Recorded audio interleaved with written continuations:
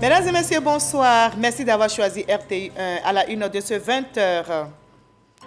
Ce mercredi 20 décembre s'est tenu un conseil des ministres. Les membres du gouvernement réunis autour du président de la République, Alassane Ouattara, ont évoqué plusieurs sujets, notamment l'adoption d'un projet de loi relatif à la protection des éléphants en Côte d'Ivoire. Cet animal, emblème de notre pays, est menacé de disparition. Nous sommes à J-24 de la Coupe d'Afrique des Nations. La Côte d'Ivoire s'attelle à réussir la CAN 2023. Le volet religieux est pris en compte. Le Premier ministre Robert Begré-Mambé s'est entretenu avec le révérend Dr Robert Dion-Yaé pour le succès de cette fête du football qui débute le 13 janvier 2024. La CAF et le COCAN sont à pied d'œuvre. Le secrétaire général de la Confédération africaine de football et le directeur exécutif du comité d'organisation de la CAN ont co-animé une conférence de presse aujourd'hui. Le bilan de la mission de prospection de la CAF dans notre pays a été présenté à la presse. Et enfin, en France, le projet de loi sur l'immigration a été voté au Parlement à 349 voix contre 186. Les associations qui soutiennent les migrants sont vent debout contre ce texte de loi jugé régressif pour les droits des personnes étrangères. Le ministre français de la Santé a démissionné après l'adoption de ce texte. Et soyez les bienvenus sur RTI1. Nous partons tout de suite pour le palais présidentiel au plateau. S'est tenu le traditionnel conseil des ministres. Les membres du gouvernement réunis autour du président de la République, Alassane Ouattara, ont évoqué, entre autres sujets, le projet de loi relatif à la protection des éléphants. Cet animal, emblème de notre pays, la Côte d'Ivoire, est menacé de disparition à cause du braconnage et de la destruction massive de son habitat naturel. Il faut donc agir et très vite pour le protéger, nous rapporte Jérôme Kofi Abolin qui a suivi ce conseil. Le Conseil des ministres, en se réunissant ce mercredi 20 décembre 2023 sous la direction du président de la République, Alassane Ouattara, a planché sur 18 points concernant des mesures générales et individuelles ainsi que des communications. La protection des éléphants en Côte d'Ivoire constitue la première de ces importantes décisions prises au cours de cette session. Il faut juste noter que les éléphants en Côte d'Ivoire se trouvent dans une situation alarmante. De plus de 3000 individus dans les années 70-80, nous avons aujourd'hui environ 500 individus. Donc vous comprenez l'urgence donc, des décisions quant à la protection de ces éléphants emblèmes de notre pays. Ce projet de loi traduit la volonté de l'État de protéger durablement l'éléphant, espèce faunique menacée d'extinction donc dans notre pays en raison notamment du braconnage et de la destruction donc de son habitat naturel. Il prévoit à cet effet des sanctuaires d'éléphants constitués notamment des parcs nationaux et de réserves naturelles ou des forêts classées. Ce projet de loi prévoit également la création de centres d'information sur les éléphants, l'enseignement de la protection des éléphants dans les programmes d'éducation scolaire et la mise en place de compensations financières des dommages causés par les éléphants en vue d'inverser la tendance de sa disparition et de garantir la survie de cette espèce faunique à forte valeur symbolique et culturelle pour notre pays. Une autre mesure de protection, elle concerne cette fois les espèces de faune et de flore sauvages menacées d'extinction. Le deuxième projet de loi vise à renforcer l'application de la Convention sur le commerce international des espèces de faune et de flore sauvages menacées d'extinction, donc en abrégé le CITES, dans notre pays notamment. Cette convention protège environ 40 000 espèces animales et végétales dont l'existence est menacée en raison de la surexploitation due au commerce illégal transnational organisé contre l'environnement. Ce projet de loi détermine, en cohérence avec cette convention, les mesures administratives, financières et répressives en vue de réguler et de freiner durablement ce commerce illégal en synergie avec les autres États signataires. Le Conseil a aussi parlé du fonctionnement du Conseil de discipline au sein de la fonction publique. Au titre du ministère d'État, ministère de la fonction publique et de la modernisation de l'administration, le Conseil a adopté un décret portant attribution, composition, organisation et fonctionnement du Conseil de discipline de la fonction publique. En application du nouveau statut général de la fonction publique du 23 novembre 2023, ce décret actualise la composition du dit organe et réorganise les modalités de fonctionnement ainsi que la procédure disciplinaire de cet organe consultatif essentiel à la fonction publique. Il précise en outre la procédure avant, pendant et après la saisine du Conseil de discipline, les différents acteurs qui interviennent, les sanctions applicables ainsi que leurs effets sur la carrière du fonctionnaire ou du fonctionnaire stagiaire. En son point de divers, le Conseil a fait cas de l'élan de solidarité de la Côte d'Ivoire à l'égard de la Guinée face au drame qu'elle a subi dans la nuit du 17 au 18 décembre 2023. Ainsi, sur instruction de son Excellence, Monsieur le Président de la République, chef de l'État, le Premier ministre a organisé une mission de solidarité envers ce pays frère et ami. Cette mission comprend l'envoi d'une section des sapeurs-pompiers militaires comprenant des spécialistes de blessures chimiques, des médecins spécialistes, donc des grands brûlés, et de médicaments d'une valeur de 17 millions de francs CFA. En outre, du carburant d'une valeur de 100 millions de francs CFA sera convoyé donc en Guinée.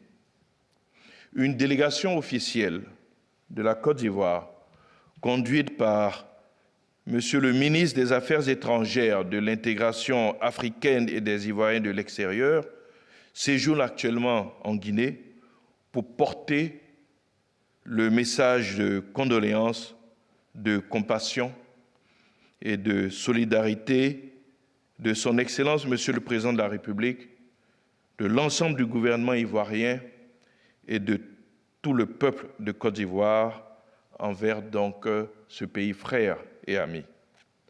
Cet élan de solidarité est également accompagné d'une enveloppe de 500 millions de francs CFA. Ce Conseil des ministres est bien le dernier de l'année 2023. Et le compte à rebours a commencé. Nous sommes à J-24 de la Coupe d'Afrique des Nations. La Côte d'Ivoire s'attelle à réussir sa CAN. Le volet religieux est pris en compte justement. Le Premier ministre Robert Begré-Mambé s'est entretenu avec le révérend Dr Robert Dion-Yaye pour le succès de cette fête de football qui débute, je rappelle, le 13 janvier 2024. Abdoulaye Koné, Ulrich Adongo. En prélude à la grande rencontre écuménique et la Wazifa devant se tenir avant l'ouverture de la CAN 2023, le Premier ministre a achevé ce mercredi sa visite chez les guides religieux. Dans la commune de Yopougon, il a été accueilli par le porte-voix des églises protestantes évangéliques de Côte d'Ivoire. Accorder l'honneur à Dieu, c'est quelque chose qui nous touche profondément. Et nous avons des heureux événements en Côte d'Ivoire et il est venu nous les confier pour la prière. Nous l'avons reçu ici avec enthousiasme, avec joie et avec fierté d'ailleurs. Faire les prières auprès du Seigneur pour que la CAN se passe très bien, dans la joie, dans la félicité, dans la paix surtout. La Côte d'Ivoire étant une terre de convergence, nous allons avoir du monde et nous allons prier pour que la grâce de Dieu nous suffise. Et aussi, c'est vrai que nous ne voulons pas être égoïstes, mais nous voulons que la coupe reste en Côte d'Ivoire. Comme à l'accoutumée et comme lors de ses précédentes visites chez les guides religieux, le chef du gouvernement était accompagné d'une délégation du COCAN. Et portés par les prières, la CAF et le COCAN sont aussi à pied d'œuvre. Le secrétaire général de la Confédération africaine de football et le directeur exécutif du comité d'organisation de la CAN ont co-animé, vous allez le voir, une conférence de presse aujourd'hui même. Le bilan de la mission de prospection de la CAF en Côte d'Ivoire a été présenté à la presse. Salif Ouattara, Véronique Conan. Véron Mosengo Omba, secrétaire général de la Confédération africaine de football CAF, en mission de prospection depuis le 13 décembre, a tenu à rassurer les journalistes que tout est fin prêt pour la CAN 2023, en présence du directeur exécutif du COCAN Moumouni Silla et du premier vice-président de la FIF, Malik Toé. Concernant l'hébergement des équipes et des visiteurs qui viendront pour la CAN, les stades et les infrastructures, Véron Mosengo Omba repart confiant. Je viens de faire une visite de différents hôtels où les équipes vont loger. Ils vont être logés dans de très bonnes conditions. À côté de cela, il y a des cités CAN. Pour les prochaines CAN, il faut réfléchir à copier ça. Le secrétaire général de la CAF a planché sur le cas de la billetterie et du nombre de demandes d'accréditation. Pour la première fois, la CAF a lancé la vente en ligne. On a fait un premier test en mettant à disposition 25% de billets. Les billets ont été partis après 2 jours. À côté de cela, on a commencé aussi la vente physique en opposition à la vente en ligne sur de nombreuses villes. Le directeur exécutif du COCAN, Moumouni Silla, a quant à lui donné des précisions sur la diffusion des matchs de la CAN dans les espaces publics. Il y a des opérateurs qui trouvent que c'est le moment pour eux de faire une opération économique. Ils disent qu'il y a 1000 hectares quelque part qui ont des errances. Ils veulent l'aménager pour que ce soit un espace qui puisse accueillir du public pour retransmettre les matchs. Là encore, on leur dit, vous pouvez le faire, mais à condition que vous respectez le cahier de charge. Les équipes participantes à la CAN de l'hospitalité seront présentes en Côte d'Ivoire dès le 4 janvier 2024. Voilà, et dans l'attente de ce grand rendez-vous de football dans notre pays, la CAN de l'hospitalité, les Ivoiriens, eux, se mobilisent aussi pour la paix et la cohésion, des actions saluées par des diplomates, notamment l'ambassadeur du Royaume de Belgique dans notre pays. La diplomate belge a été reçue par le médiateur de la République, Adama Toungara. Le fonctionnement de cette institution et les actions de paix, de maintien de la cohésion sociale étaient au menu. Le reportage est signé Éric Goury. Cette visite de travail de son Excellence, Mme Carole Van Eyla, ambassadeur du Royaume de Belgique en Côte d'Ivoire, à l'institution Le Médiateur de la République, s'inscrit dans un fonctionnement normal. Le Médiateur de la République est ouvert aux autres institutions nationales et internationales, aux personnes physiques et morales et aux populations désireuses la connaître davantage et surtout des actions dans la prévention de la paix et de la cohésion nationale. Au sorti de cette rencontre avec Adama Toungara, l'hôte du jour, satisfaite, évoque la valeur ajoutée. C'est vraiment important pour moi afin de mieux comprendre justement les attributions de la médiature. Et donc aujourd'hui, j'ai eu le plaisir d'en apprendre davantage sur les rôles de cette institution, en particulier en matière de conflit entre administrés et administration, mais aussi le rôle important de cohésion nationale que joue cette institution qu'est la médiature. Je pense que cette institution est vraiment très intéressante à mieux découvrir aussi par les citoyens. C'est un rôle qui se fait au bénéfice des citoyens, de manière d'ailleurs gracieuse, et puis au bénéfice de la paix en Côte d'Ivoire, puisque ce rôle de cohésion nationale participe bien sûr à la consolidation et au maintien de la paix dans le pays. Les nombreuses actions du médiateur de la République en faveur de la paix ont été dominées cette année par la sensibilisation des candidats et des populations pour des élections sans violence en Côte d'Ivoire. Un message qui a fortement contribué à favoriser un climat de paix pendant la période électorale. Et justement, dans ce contexte de paix, 300 stagiaires volontaires finissent leur formation civique à Bimbresso. C'est une initiative du ministère de la Promotion de la Jeunesse, de l'Insertion professionnelle et du service civique à travers l'Office du service civique national. Le but est clair, valoriser les compétences de ces jeunes, resocialiser afin de faciliter leur intégration dans les entreprises. Jamagagi.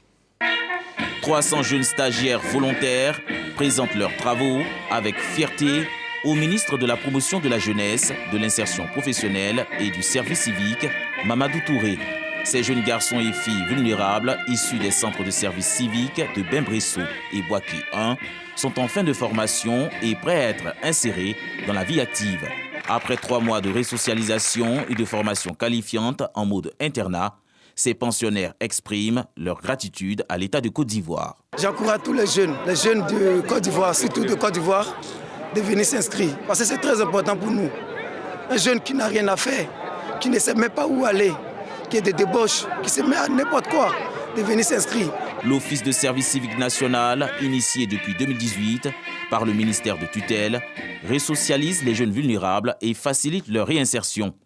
Au total, ce sont 1452 jeunes qui auront été formés pour cette année 2023, année de la jeunesse, sur les différents centres de service civique.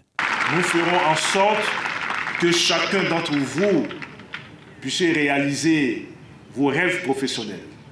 Pour ceux qui ont besoin de travailler en entreprise, l'Agence Emploi Jeunes les aidera à trouver un travail dans l'entreprise. Pour ceux qui voudront s'installer à leur propre compte, vous serez prioritaire dans nos programmes de financement en entrepreneuriat. La seule chose que le président de la République vous demande, c'est d'être des ambassadeurs. Vous allez retourner en famille, dans votre quartier, dans vos villes. Soyez des ambassadeurs de cet Ivoirien nouveau. Promouvoir la participation citoyenne des jeunes à la vie de la société s'inscrit dans le cadre de l'axe 2 du programme jeunesse du gouvernement 2023-2025. Ces 300 nouveaux jeunes stagiaires volontaires bénéficieront de 6 mois de stage pratique en entreprise ou auprès de maîtres artisans dans leur localité d'origine. Le début des stages est prévu pour le 2 janvier 2024. On s'intéresse aussi aux IFEF dans ce 20 heures. Les IFEF, ce sont des structures alternatives d'éducation et de formation dédiées exclusivement aux femmes, notamment les jeunes filles déscolarisées ou n'ayant jamais été à l'école. Et les auditrices diplômées de ces IFEF font face à des défis. Il s'agit notamment de leur intégration professionnelle. Une conférence de presse vient d'être organisée justement pour en discuter. On en sait plus avec notre reporter Sephora Ziki. La Côte d'Ivoire a fait de l'éducation et la formation de la femme une priorité de l'action gouvernementale dès son accession à l'indépendance. Elle met en place des foyers féminins qui deviendront plus tard les institutions de formation et d'éducation féminine IFEF. Après plusieurs décennies d'existence, les IFEF vont connaître une réforme. Au niveau juridique et institutionnel, il faut noter que le profil de formation des enseignants et des auditrices étant mal défini, ce qui rend difficile le positionnement des IFEF dans le système éducation-formation. Au niveau pédagogique, le diagnostic a montré une formation initiale non structurée, insuffisante et peu adaptée aux offres de formation dans les IFEF. Au niveau pédagogique, les réformes vont s'accentuer sur la révision des curricula et l'introduction de nouveaux modules de formation tels que les BTP. Le pays dispose de 130 IFEF répartis sur le territoire national pour un effectif de 6 000 auditrices. Au terme de leur formation, seulement 10% arrivent à s'insérer dans le monde du travail. À ce niveau également, des corrections seront apportées. Les institutions de formation et d'éducation féminine, IFEF, offre une alternative d'éducation et de formation non formelle pour les femmes et les jeunes filles. Non scolarisées ou déscolarisées, elles se positionnent comme l'école de la seconde chance par excellence en vue de promouvoir l'autonomisation de la femme. C'est bientôt les fêtes de fin d'année. On dit non au congé anticipé. Et plus qu'un slogan, sachez que ce message de sensibilisation relayé auprès des élèves trouve un écho favorable à Abidjan. Tout comme à l'intérieur du pays, le ministère de l'Éducation nationale se félicite de la discipline observée. 0 trouble à l'école. La date de départ pour le congé de fin d'année a été respectée dans les établissements visités par nos reporters dans la capitale économique ivoirienne. Et c'est justement l'accalmie à la veille des fêtes de fin d'année dans les différents établissements scolaires. Le ministère de l'Éducation nationale se félicite de cette discipline observée. 0 trouble à l'école dans le respect du calendrier de départ en congé. Les ministères en charge de la promotion de la jeunesse et de l'éducation nationale saluent l'action des élèves, notamment à Dieucoué dans la région du Guémon, et tous s'impliquent dans les campagnes de sensibilisation.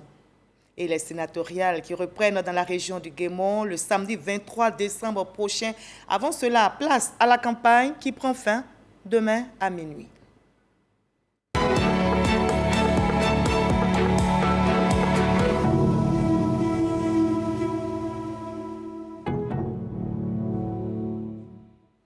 Voilà pour ces sénatoriales partielles 2023 dans le Guémont. Je vous propose la liste FPI qui est en campagne sur place.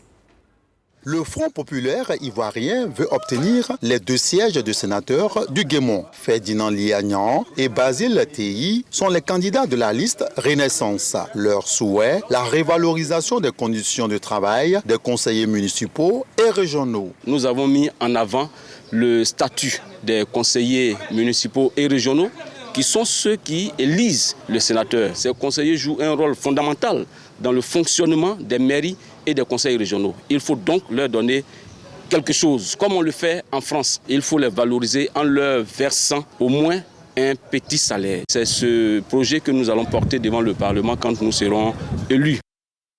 Voilà le développement. Notez que le programme de développement équilibré a été relancé dans le Bunkani et le Tchologo. On en sait plus avec nos reporters sur place. Depuis une dizaine d'années, les indicateurs économiques se sont fortement améliorés en Côte d'Ivoire, mais la pauvreté dans certaines zones rurales demeure encore un enjeu majeur, notamment dans le Tchologo et le Bunkani. Le gouvernement de Côte d'Ivoire, avec l'appui du Fonds saoudien, a donc initié le programme pilote de développement des zones rurales. Les effets attendus de ce projet sont nombreux. Il s'agit de renforcer l'accès à l'éducation pour les jeunes d'âge scolaire, l'accès aux soins de santé de qualité et le recul des maladies endémiques, l'accès à l'eau potable et l'accessibilité aux zones reculées et enclavées dans le Bunkani. À long terme, le projet devrait contribuer à l'accélération du développement du capital humain grâce au taux élevé de l'alphabétisation et à l'amélioration de l'état de santé général de la population, de même qu'à la baisse du taux de maternité. La lutte contre les activités souterraines comme le terrorisme et le banditisme constitue également un axe majeur du projet. Ce projet repose donc sur une stratégie de développement qui vise à asseoir des pôles de développement ruraux qui, dans la localité, à leur tour, peuvent générer des effets d'entraînement sur les autres localités, ce qui permet de mieux exploiter les potentialités des localités avec plus de rationalité. Le programme pilote de développement des zones rurales est financé à hauteur de 10,4 milliards de francs CFA, dont 9 mobilisés par le Fonds saoudien. Le GSPM qui honore la RTI, le directeur général de la RTI, Fosséni Dembélé, plusieurs personnalités de l'armée ainsi que de la société civile ont été distinguées au cours d'une double cérémonie de remise de médailles et de présentation de nouvelles recrues affectées au GSPM. On en sait plus avec nos reporters Chris Diomondé et Jean Magagui. Ils sont 4 personnalités du monde de l'armée, des finances et des médias à être honorés. Le contre-amiral Amara Kone, le général Alexandre Mbaya, le directeur général des impôts Ouattara-Sié Abou et le directeur général de la radiodiffusion-télévision ivoirienne Fosséni Dembélé. Ils viennent de recevoir des médailles de sauvetage, échelon or, pour leur contribution à l'avancement du corps des groupements de sapeurs-pompiers militaires GSPM de Côte d'Ivoire. Et c'est d'ailleurs pour marquer cette satisfaction du commandement vis-à-vis de la tâche accomplie que des décorations seront décernées à tous ceux qui ont participé à la réussite de cette formation. Permettez-moi d'adresser les remerciements à ces partenaires militaires et civils qui nous font l'honneur de leur soutien dans la mission ardue de secours aux populations. Cette distinction, je disais que je la prends avec beaucoup d'humilité parce que elle est pour moi le signal que nous, les civils, devrons donner à nos forces de défense et de sécurité qui, au quotidien, mettent en péril leur vie et leur santé pour la protection, la préservation de nos biens. C'est une reconnaissance de tout ce que les autres forces armées apportent au GSPM dans l'accomplissement de ses missions en matière de formation, en matière des opérations surtout ce qui nous concerne en milieu marin. Cette décoration, je la dédie à l'ensemble des agents et travailleurs de la RTI. Vous savez que notre maison partage un certain nombre de valeurs et de principes avec les forces de défense et de sécurité.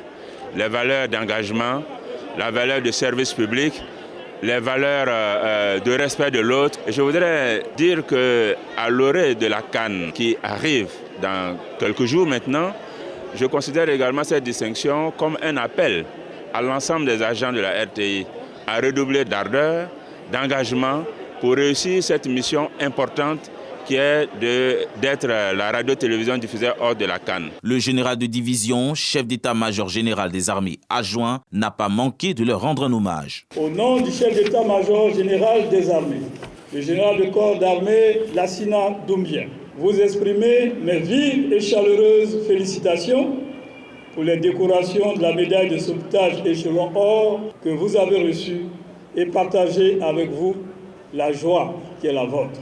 Une seule recommandation, continuez d'être des modèles.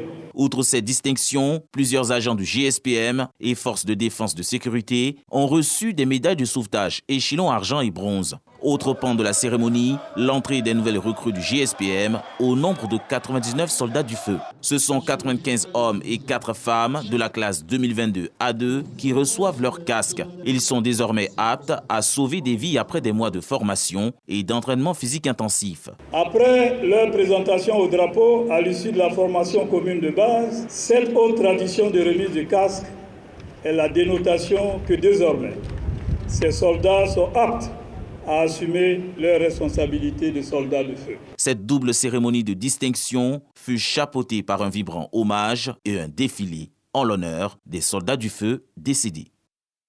Voilà, et sur le terrain politique, le PDCI qui prépare son congrès, le 8e congrès extraordinaire du PDCI RDA, aura lieu à Yamoussoukro le vendredi 22 décembre prochain. L'annonce a été faite hier au 17e bureau politique tenu au siège du parti à Cocody. Konaté Moussa Keriadama pour le reportage. 22 décembre 2023 à Yamoussoukro, c'est la date et le lieu retenu pour le 8e congrès extraordinaire du PDCI RDA. Lors de cette 17e réunion, le bureau politique s'est aussi prononcé sur la question des candidatures pour le poste de président du parti. Aucune candidature n'a été rejetée puisqu'il appartient au Congrès de statuer sur l'éligibilité des candidats. Il faut noter que 3 candidats ont confirmé le retrait de leur candidature devant le bureau politique. Il s'agit de 1. Le professeur Maurice Kakoudi-Kahui. 2. Le ministre Koumouen Kofi Moïse. Et 3. M. Noël Akossi Benjo. Les candidatures en liste donc pour la présidence du PDCI RDA sont celles de Tidiane Thiam et de Jean-Marc Yassé, des militants prêts à s'affronter dans une bataille saine et fraternelle. Satisfait des décisions prises par le bureau politique. Nous sommes amis depuis toujours. Donc, à partir du moment où le bureau politique a décidé, nous irons. Et au final, il y a une seule personne qui doit gagner, c'est le PDCI RDA. Selon le président par intérim du PDCI RDA, Philippe Campli-Boni, le rendez-vous du vendredi dans la capitale politique sera la confirmation de l'union et la cohésion au sein du plus ancien parti politique de Côte d'Ivoire. Et c'est dans la ferveur que les Émirats arabes unis ont célébré cette semaine ici à Abidjan le 52e anniversaire de l'union de cet État fédéral, occasion de renforcer les liens bilatéraux entre les deux pays, les Émirats arabes unis et la Côte d'Ivoire. Cette célébration s'est tenue en présence de plusieurs personnalités, dont la présidente du Sénat, Kandia Camara. Le 52e anniversaire de la fête d'union, fête nationale des Émirats arabes unis, a été célébré en présence de plusieurs membres du corps diplomatique accrédités en Côte d'Ivoire et de plusieurs personnalités, au nombre desquelles Kandia Camara, la présidente du Sénat. Les relations bilatérales entre la Côte d'Ivoire et les Émirats arabes unis se sont intensifiées et accrues dans tous les domaines économiques. Ça représente la première célébration de la fête d'union en Côte d'Ivoire et nos relations avec la Côte d'Ivoire est dynamique et croissante. J'ai profité de l'occasion pour remercier toutes les autorités qui ont bien voulu participer à cet événement. La Côte d'Ivoire salue ce partenariat de confiance qui le lie aux Émirats Arabes Unis. Les Émirats Arabes Unis sont le pays hôte de la COP28. Cette année, la Côte d'Ivoire a répondu présent à ce rendez-vous international. Reportage réalisé pour vous par Bafoué Jacob et Herman Djivé.